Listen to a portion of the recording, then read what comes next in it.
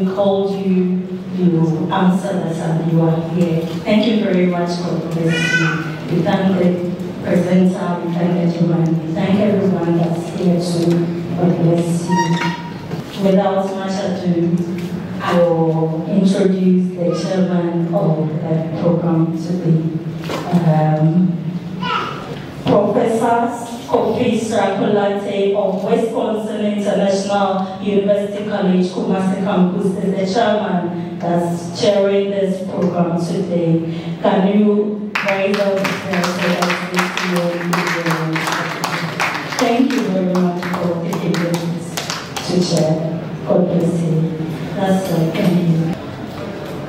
Hello. Good afternoon to everybody.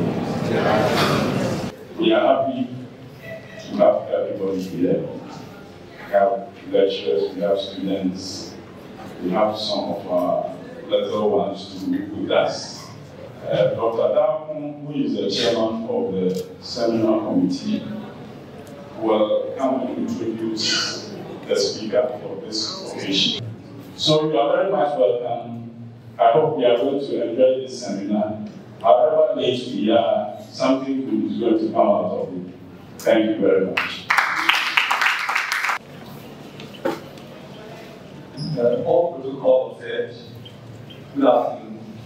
We are much behind time, so I'll go straight to the matter.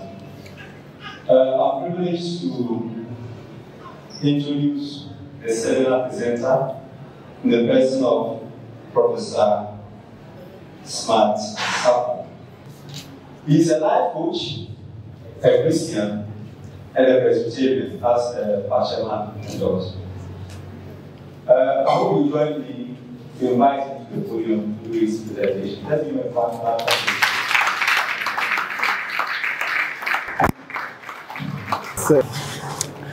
Great. Good afternoon. We thank you for your time, and I would want to move into my presentation if the tech team is ready. We are going to discuss professions of modern society, and it's going to take 4 shapes.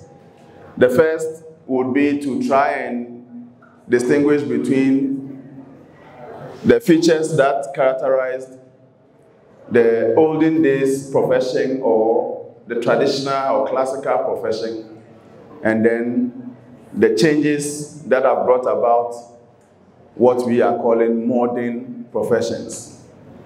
Then we will discuss some of the ethics that distinguishes the current profession, the modern profession.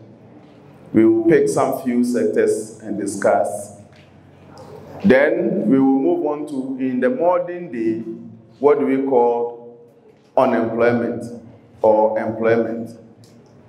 And then we will share some insights that are research-based, some research-based insights, so that those of you who are preparing to be professionals in the various fields would align yourself properly to be able to catch the scarcely available opportunities. So that is what will guide our discussion. And irrespective of your level, I think it's still important that you try and place your mind on the concept of work. When I was very young, I was told to start praying JSS, JY. One teacher, JY teacher, asked me to start praying about my marriage. I said, oh, really? JY, 12 to 18 years or so. How does this one concern me? Yeah, so I can see some relatively younger brothers and sisters of ours in the house. It still concerns you because you work or you are out of the list of citizens that pass through the earth. You will never be remembered if you don't work. All right, so we can move on. All right, so these are the concepts that will guide our discussion. Let's move. Good. So let's discuss the two, traditional versus modern.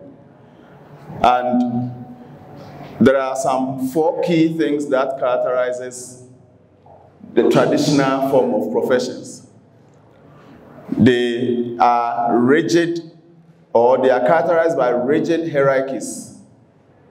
I will explain that in the next slide. Rigid hierarchies, they are usually inherited privileges.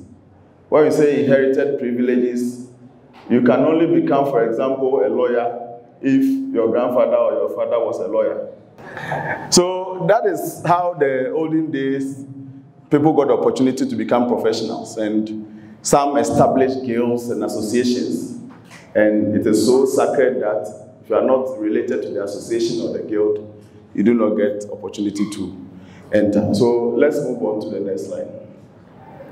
All right, so these are the 4 things that characterize traditional professions: hierarchical structure, guilds and associations, ethical codes, some ethical codes, and then many of the olden day professionals became professionals not through long education, but sometimes apprenticeship and training. Some people even say lawyer J.B. Dampa did not attend law school. Have you heard that thing before?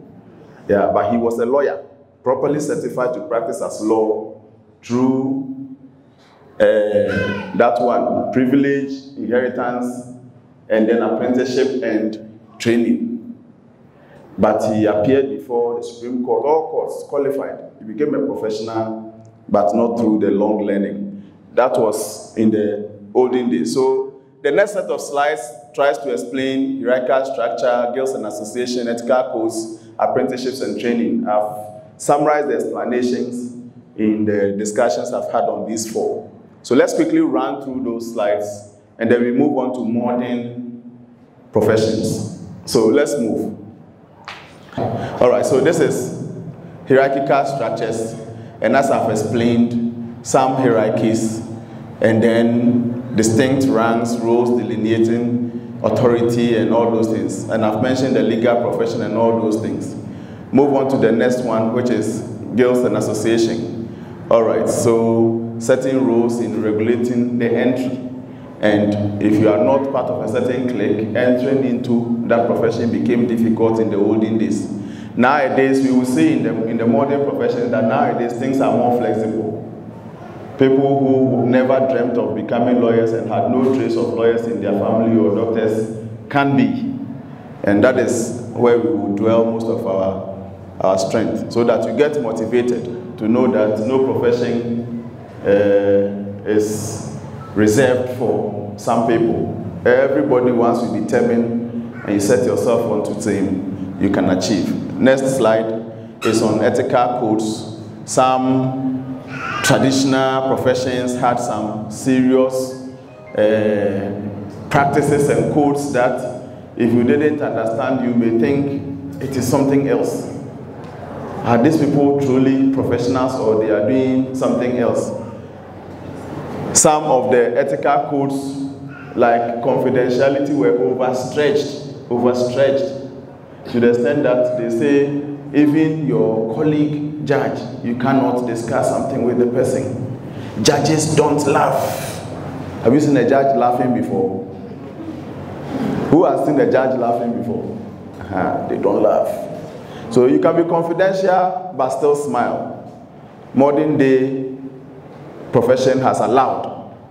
In those days, when you are a referee to a game and you have to bring out the red card, you see referees attaching some emotions as if they are the ones that have been attacked. But now a modern referee can still smile in a very smiling, relaxing mood and still give you the red card.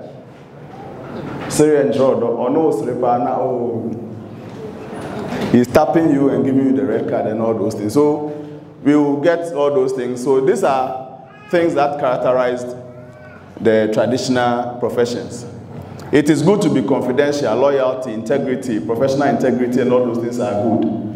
So at a point you see that some of the things that are modern were also found in traditional. So just a little deviation to make ours better, because I'm not sure if we continue to make some professions a clique, such that if you don't bear some heritage, you cannot enter. It wouldn't have been good. So now it's open to everybody who wants to enter.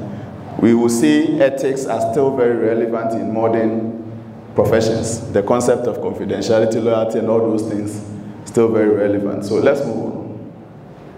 Apprenticeship and training, I've said that already, that aspiring practitioners in the olden days had to receive hands-on training and mentorship more than the schooling and all those things. So we could get professionals that never went to that particular school, but they became same. So apprenticeship became a rite of passage, or a period where you impact the ethical values and the knowledge into the people. Now, modern professions have allowed that even as you are taught in school, you still find time to do some form of apprenticeship we call internship. So you attach yourself to somebody who is in the field of your study during vacations and all those things. And you can learn something from there to complement what you are being taught in school. All right, so move. So these are the 4 things that characterizes modern professions. Okay, so now there is no field that has no link with the other. In the olden days, like I said, rigid hierarchy. This is that. But now you see lawyers that are doctors. You see doctors that are lawyers. You see bankers that are doctors or lawyers. So now it is specialized based professions that allows for diversity. So even in our training institutions, you can still major in some areas and minor in some areas, so that as you progress, you can try and be professional in both. So the first characteristic is that now modern day professions have become specialized based. So I can be a member of the Statistical Association, International Statistical Society, and I can as well be a member of a different professional body due to my ability to specialize. Professionalization and credentialism. When we say you are a professional, the way you do the same thing others do, that will grant you the name a professional. So everybody can construct a building. But when you stand and observe 2 people constructing the same building, you can distinguish the professional from the non-professional based on the concept of professionalization. The way he does his costing, the way he does his quantities, the way he does his this, the perfection, his attitude. So those soft skills, when you add to your profession, we say you have professionalized. When I finish, I'll ask some questions. Teachers don't teach without asking questions. Professor Sarpong is here, so I have to ask questions so that he knows that at least I'm a teacher. I know how to ask questions. So, what's the difference between a professional and a professionalized person? So, you can be a professional with same knowledge, same certificate, same level of ability to execute a task. But in your task execution, if we don't see soft attributes, soft skills, be to say, attitude, excellence, precision, quality, all those things in it, a professional that is constructing road like a non-professional, they will not see the difference. And it leads to credentials. So you are giving those credentials based on your professionalization. Then, associations and regulations. In the olden days, you become a member of the association, but now you are required to have some regulations and established legal framework that is guiding the professions that you belong to. And then globalization and mobility. We will learn along the line how you must allow yourself to know something else beyond your boundaries. And in the research that I'll be sharing with you, you will realize that your ability to speak a certain additional language can even give you more added advantage than any other person. So, yes, think of globalization. Don't limit yourself to one market. Make yourself such that you can be useful in other international markets and be ready to move. So those are the characteristics that characterizes modern profession. So in the next set of slides, we're just going to run through these ones and then we go to the next topic. This is the second block. We have two more blocks, block 3 and block 4, and then we open the floor for questions. So let's move. This is associations and regulations. Sometimes, before you now, Ghana Statistical Association, we are trying to build an institute to satisfy statisticians so that we can have chartered statisticians and all those things. Our bill is on its way to cabinet for approval before it is sent to parliament. So these regulations, in fact, if it was in those days, we could have formed our own association, meeting Friday, meeting blah blah, and it's enough to become a professional club or guild. Nowadays, a lot of regulations go into it so that we can standardize the ethics, the codes, the practices, and all those things. All right. So we are picking in this block some few professions, and then we see what they cherish as ethics. All right. Move again. Then we pick one. So healthcare. I saw some health-related students in their gowns and all those things doing practicals. If you want to be a professional in the health sector, if you learn and learn and learn everything and you forget about patient's autonomy, if you forget about confidentiality, if you forget about informed consent, if you forget about duty of care or duty of quality care, you are not a professional. So remember these ones. They are very, very friendly issues, but they go to the core of the profession. For example, if the person walks to your health hospital, he has transposed his everything onto you. You become compelled or duty bound to give the person care, not just care, quality care. So open your eyes, whether you are a doctor or you are a nurse or whatever, the duty of care is good, it is serious for you. Informed consent. If you have to do something, try. No matter how regular the thing is, if the person can't grant you consent, you have to get somebody to consent before you do some of those things. Yes, you are a doctor. You have understood the person's medical condition. You want to do A, B, C to save something. But if there is a need to demand or seek consent, just do. It makes you a professional. It makes you a professional. Let's go to the next one. So IT people are here. Data privacy, cybersecurity, intellectual property rights, and responsible use of technology.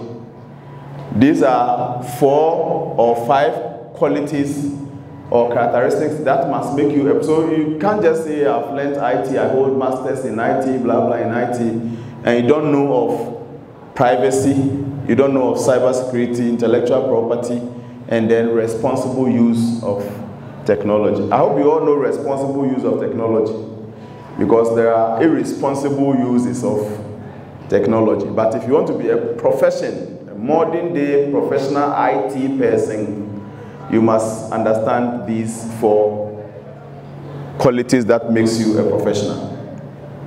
Okay, so let's move on. Then banking and finance. I know there are business people amongst us. What you need includes honesty, transparency, fairness, and fiduciary responsibility towards client and stakeholders. If you know all your accounting, you can balance all your books, and you lack honesty, transparency, and all those ones, you really cannot be called a professional banking or finance person in these modern days. All right, let's move. Education. We are in an educational institution, and the concept of integrity, fairness, diversity, and the duty of care towards students must apply to make us professional educators. Professional educators. Integrity. I mean, we must at all times allow integrity, fairness. If you feel like giving some marks, which we do all the time, then do it fairly and across. Don't leave out some people. If you think there's a reason why you must give some 5 marks B, try and do it across the board and do it fairly. Don't do anything that would disadvantage one of your students. This concept of duty of care towards students, it is your responsibility as an educator to make sure that, if for nothing at all, students that passes through your hands will leave out better than they came. That is duty of care. So you must find a way of assessing the students that you have and try to impact 1 or 2, not just what you are teaching them. Make sure that they become better psyched, better prepared for the world of work, better this, better that. You can do so by allowing just about 5 minutes of your lecture time for maybe some interaction off the course. So I have a way I introduce what I want to discuss with my students as part of the lecture. So immediately I enter and how are you, or how was your weekend, or how was your whatever. Then what's your view on this matter? The people will share their views, blah, blah, blah. Then I'll summarize it. As I summarize, I'm trying to tell you my view on the matter and the reason why you must orient your view. At least at the end of the period, your students must come out better than they were. If you are able to identify some hard guys or drug guys, addicted guys, street guys, at least try and leave the rest to God. If they don't change, it's not your problem. That one is not a problem. But for you to also ignore and say, yes, I came here to teach calculus, I have taught calculus, I've gone to my house, yeah, that is what will not make you a professional educator. Next. Okay, so corporate social responsibility. If you are in the business and management sector, don't think of amassing all the profit from the people and keeping it in your company or spending it on yourself and your family. That will not make you a professional business or management firm or person. Think of that. Sustainability. Sustainability. What is killing our businesses, those who are doing business in mining and other areas that affect the environment, is the concept of sustainability. They think the world will end today, and so they should do everything they can to get their money. As for what happens afterwards, they don't care. That is bad. Sustainability mindset is what makes you a professional. Do something today that will preserve the environment for the children and the grandchildren, posterity. Do something today, whatever you are doing today, ensure that you are making room for the future generation. Then you are sustainable minded. Then you are a professional. If you are in a supply chain business, how do you dispose of your waste? Hospitals, after the blood and all those things are washed, where do you dispose them? Do they drain back into River Subi or River whatever? Or you really don't care, those at the other end feeding on that river? If you don't care, you do your things that way. I have gotten my money, I'm gone. Then you are not sustainable minded. That is sustainability. Transparency and leadership, very key. Move. Legal, you have to make sure you have integrity, confidentiality, impartiality, duty to uphold the rule of law. And I know there are law students in this school. If you don't have integrity, professional integrity, some of the things when I hear, I get sad. The way some lawyers take advantage of vulnerable clients, strange. Then you didn't need to choose that profession. Then you are at the wrong place. If you see somebody vulnerable, a case is hanging around the person's neck, and so you want to exploit the person's vulnerability or volatility. Strange. Confidentiality, impartiality, and then duty to uphold the rule of law. Research and development. This is a university, and I know in all the things that we do here, we are research-minded. We are development-minded. Some of the key things that characterizes this field of research and development includes disclosures of interest. Disclosures of interest. Ethical research. And then we have the concept of validity, reliability of the findings. Intellectual property, responsible use of scientific knowledge and technology. Reliability and validity. When you do a certain research and you put it out there as this is research. In fact, one thing I've come to realize is that when you work in the university and you say something, people take you serious. Beyond even how you yourself took yourself at the point you were making that statement. So people take us very serious. So you must make sure that whatever you are saying exists based on what you have done can be verified, can be replicated. In fact, reliability means that you have used a certain means to conduct a certain study, and that at any point that a check is made, we will consistently confirm what you found. How many of our findings can stand the test of reliability?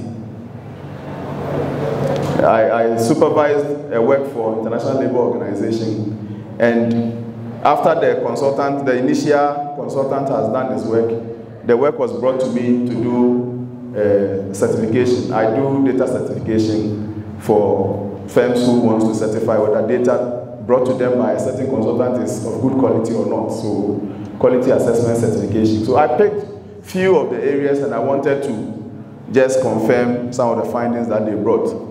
At Adansi Swedro, behind New Edubiase, there's a small village there called Adansi Swedro. My sample picks it, so I sent a team to visit. The first thing you will see when you enter Adansi Swedro is Adansi Swedro DA Basic School. But a key indicator like, do they have a school facility? Basic, the consultant has brought no basic. Secondary, no secondary. No, that everything is no. But if you ever stood your foot on the entrance of Adansi Swedro, it's a small place. The first thing that greets you is the school. Right, when you come from Winnipeg. Yes. Winnipeg, you turn left like that. If you are coming like that, you turn like this. Don't enter far. In the entrance of the is the. In fact, if they had not taken any data there at all, they should have seen that. So the conclusion was that there are some other areas where they have falsified or cooked the data. Because if I find one, I have what I call elevation factor. And when I project it, it will amount to like maybe 10 or 100 of such cases you are falsified. And their data size was very large.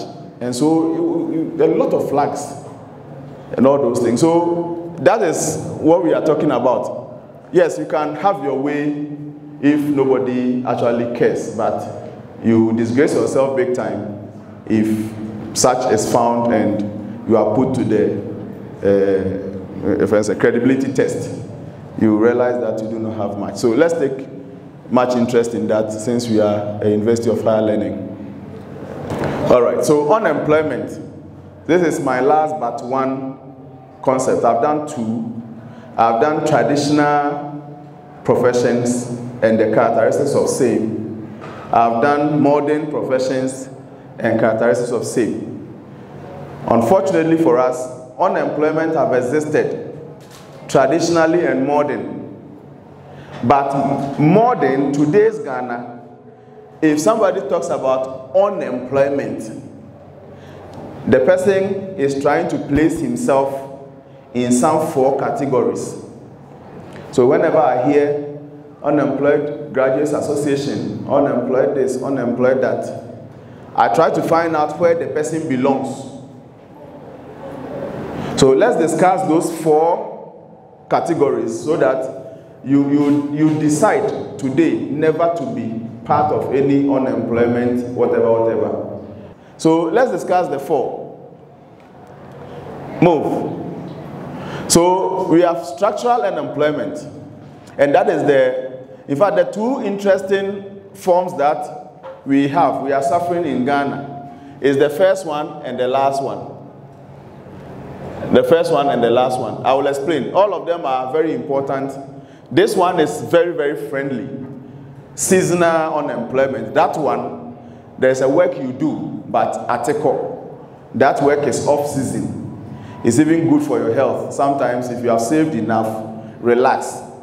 That's where you see the whites traveling to take vacation, blah, blah, blah. When you come and your work is on season, you go all out. You do it. When it is off season, you can go and do some alternative job. That's fine. So the period where you are waiting for your season to come, that is the seasonal unemployment range. If people are in that range, yeah, I don't have much of a problem. Because it's even good for your health. All work and no play makes that. So God has given you a season, you are out of work. If you like, relax. If not, just get something small to be doing whilst you await your full season. But then, frictional is for those who are petty on jobs. So he gets this job, he goes into it for about 1 week, he tells himself that this job will not help me. And without waiting to get a new job, he quits. Are you sure you are unemployed? Don't you know that like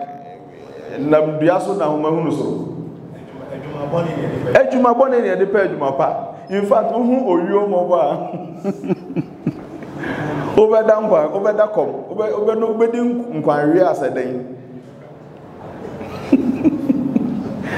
so these people, when we get the opportunity, let's advise them.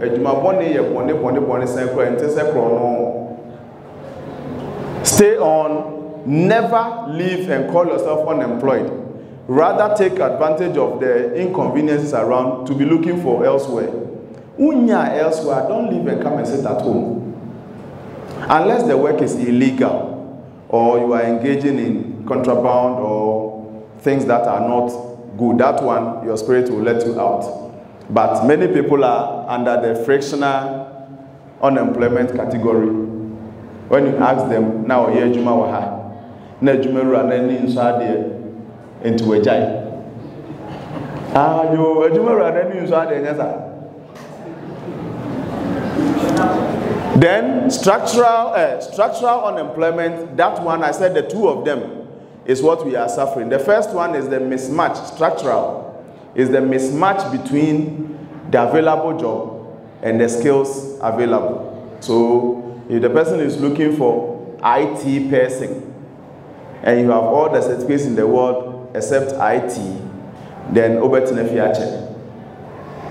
So in the research report that I'll be sharing with you, I'll share with you some of the areas where jobs abound relative to others, so that even if you are not studying in those fields, you can still take some minor courses or short courses or something. I told you that in modern day profession, it is about specialization based. So I am a statistician, but I can do other things based on the short courses I have done, blah, blah, blah, and I will maximize my availability for job than you. So we will go through that. So that is a national problem. Mismatch between the skill set and the jobs available. That is a national problem. But when such seminars are organized, students or people who listen will begin to rearrange themselves. Take on some short courses. In fact, I will not employ maybe a mathematician only when somebody comes with mathematics and economics. Yes, about the mathematics, I'll be Wami. But if there's anything to support the economics department, I know Obesan Wami. And so let's begin to reorganize. And it's an advice to the university also. Some courses that can have pairs, it's good to mount dual courses than single courses. it makes the students more marketable and more open. So you can think about some courses that can combine. And it will surprise you how you can even combine pharmaceutical accounting or pharmacy and this and that. Once there's literature to support the linkage between the two, I think faculty can think of such combinations to help give our students a wider opportunity on the job market. Then the last one is voluntary unemployment. That one, the person is giving all the excuses in this world just to avoid work. Ejuma na ya enyumre ejuma na say ye ejuma. So ye wia ya ejuma wia na meti.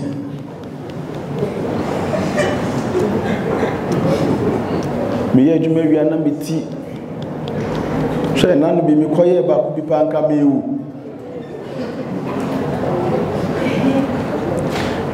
Ejuma na ye kama na ye tua sen. Oh, obi ye bi o say man 1,500. Na 1,500 there. Me design. Na me design afaka. Na me design ayede. Enso otu na wonye hwe no. Unidi. Onfaka.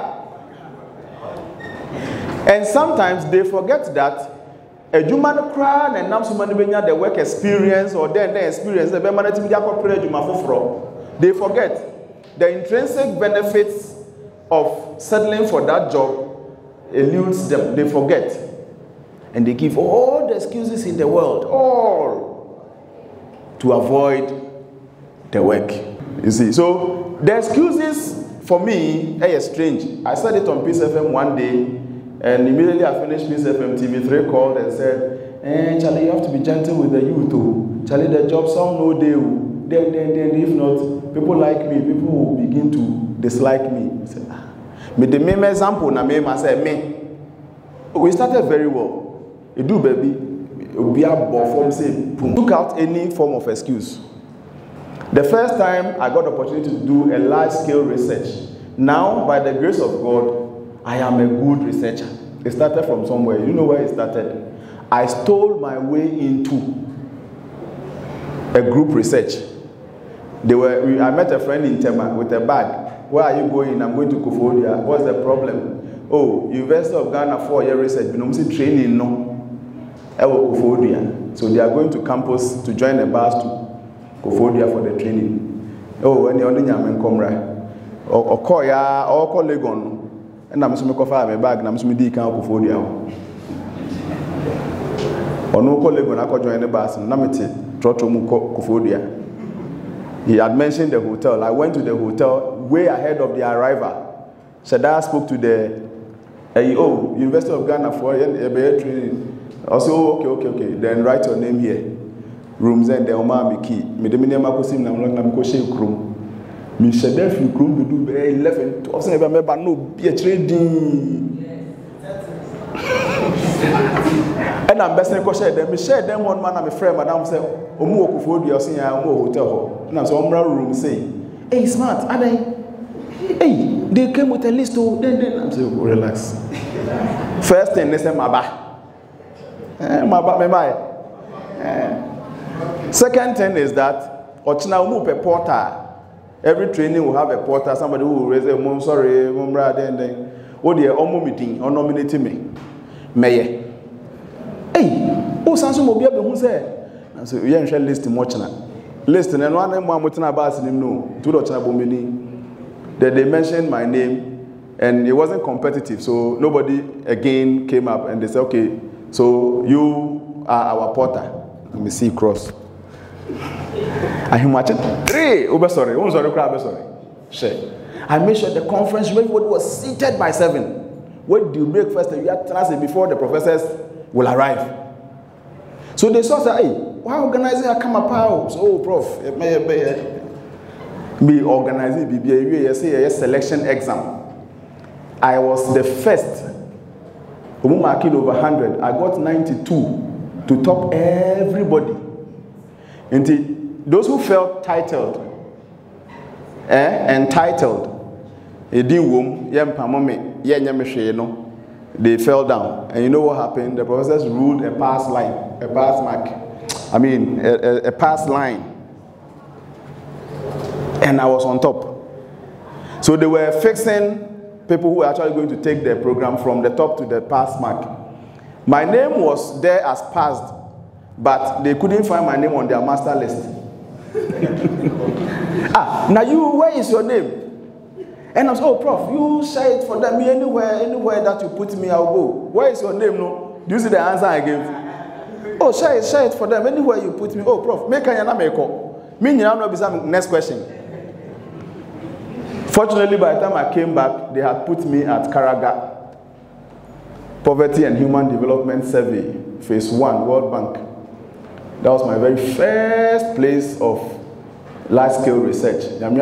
From there, the next time University of Ghana ISE was conducting a study, I was behind the computer, helping them to shortlist people to participate. That particular report, the way I submitted neat work.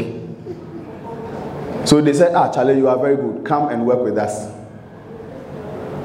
So the excuses, I don't really have heart for excuses.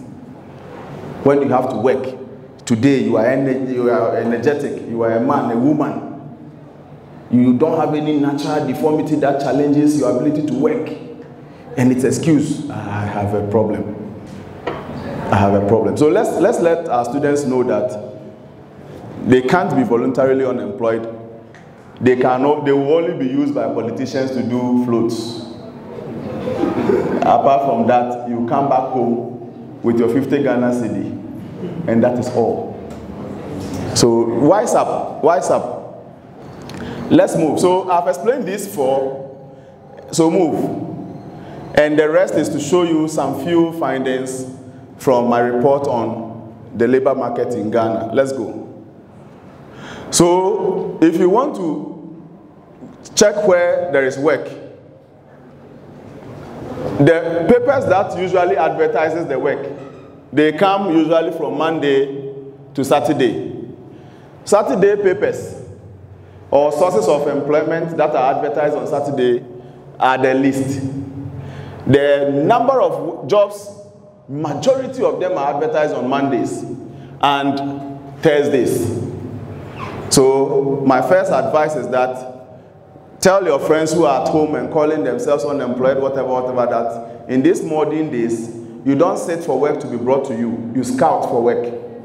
And that Mondays and Thursdays are the most, are the days where most of the jobs are advertised. This is research. Next. All right. So in terms of months, the month of May, fortunately by next month, we will be entering May, right? The month of May is the month where most of the jobs are available. So tell your friends, brothers and sisters who are out of work and giving all the reasons, calling themselves names. You might have finished nursing training college. You are awaiting posting, so you are unemployed. Really. You are staying at home, awaiting posting, so unemployed. Get something to do. The next one. Then, regions where most of the jobs are cited. Unfortunately, this one is a mismatch. Yes, there are a good number of works, 38%, that do not sit in any of the regions. You can be anywhere. But for those that sit in the regions, unfortunately, the majority, 40.5%, sits in the Greater Accra region. The next is, strangely, Ashanti region with 5.0%. This is not self-employment. This is for those who want to go and apply. So this is not self-employment. If you have to open your own employment and set yourself up, that is not this one. You can do it anywhere. But for the jobs that opens for people to apply, unfortunately, the distribution is so skewed to the Greater Accra region.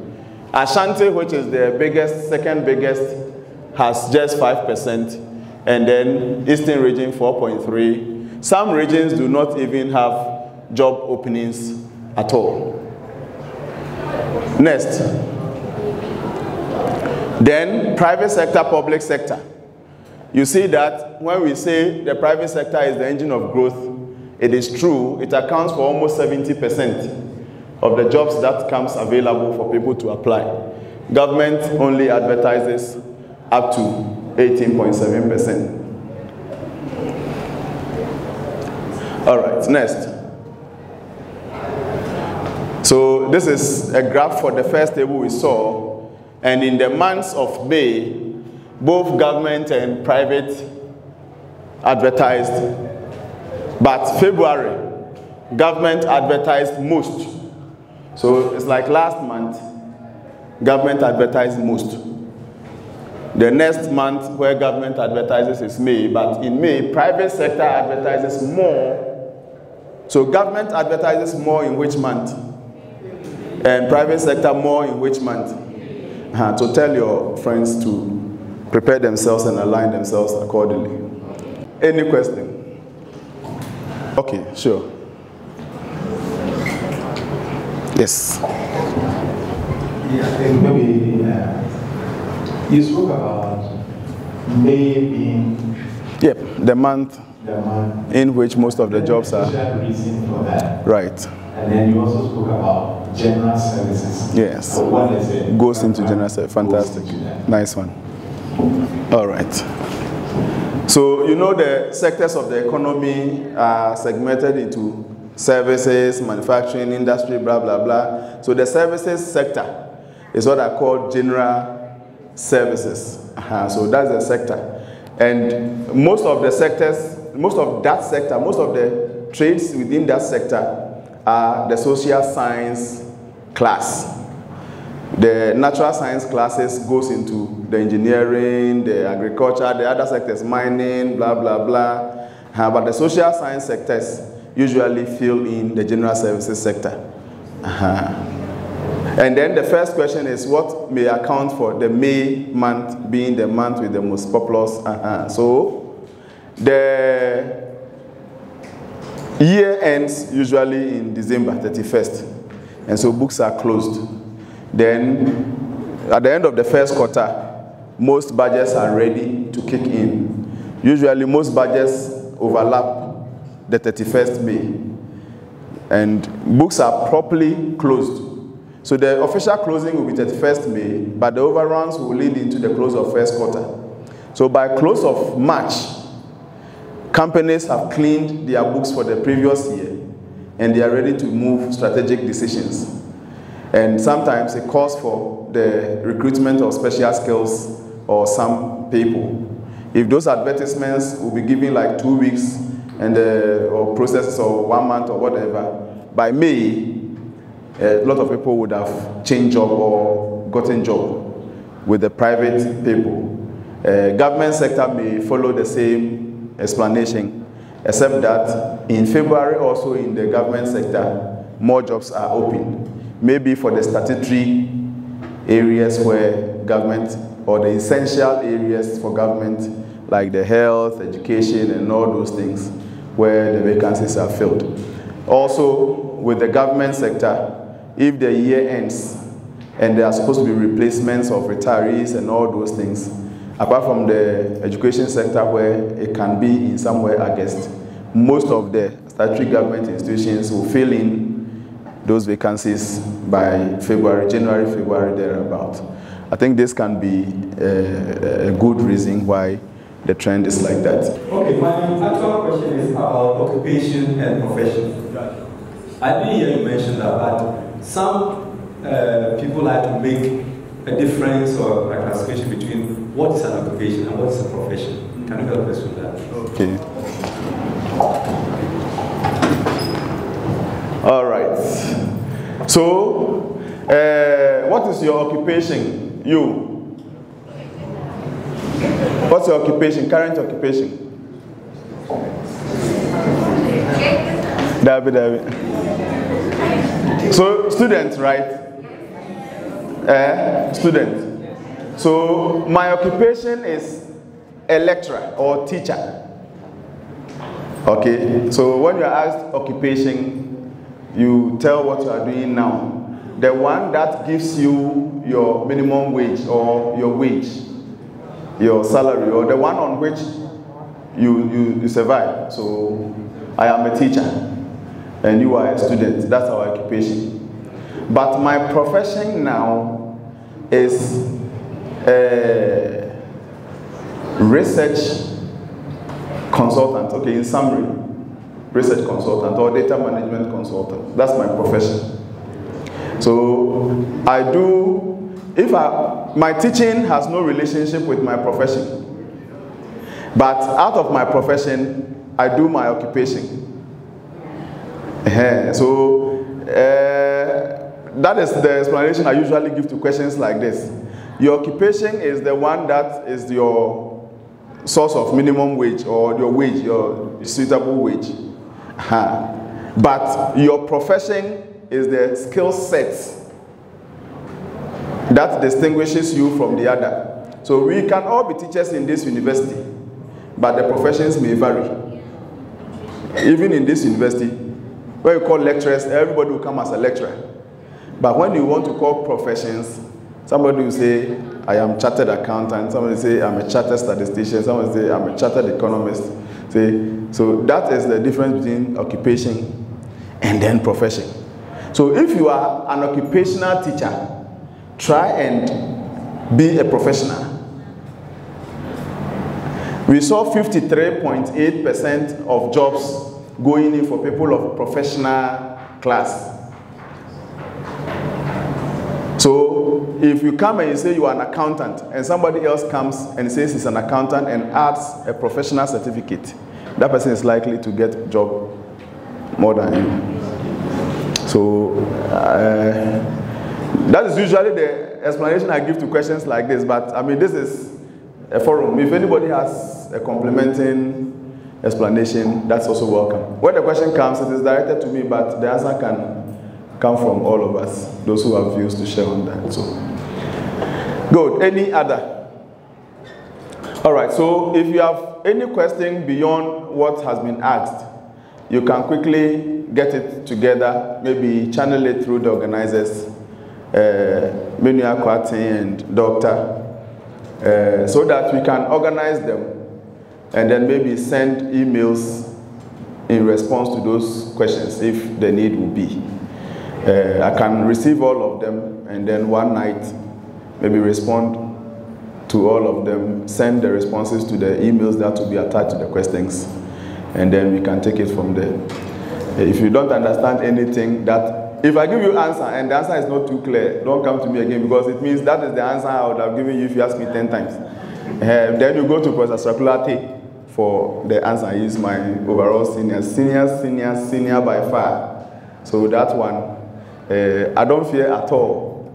If my answer is not too good for you, please, Uber will be one. Then I'm the one I'm the man. No, so you go to senior, a level above me, so that we get your issues resolved.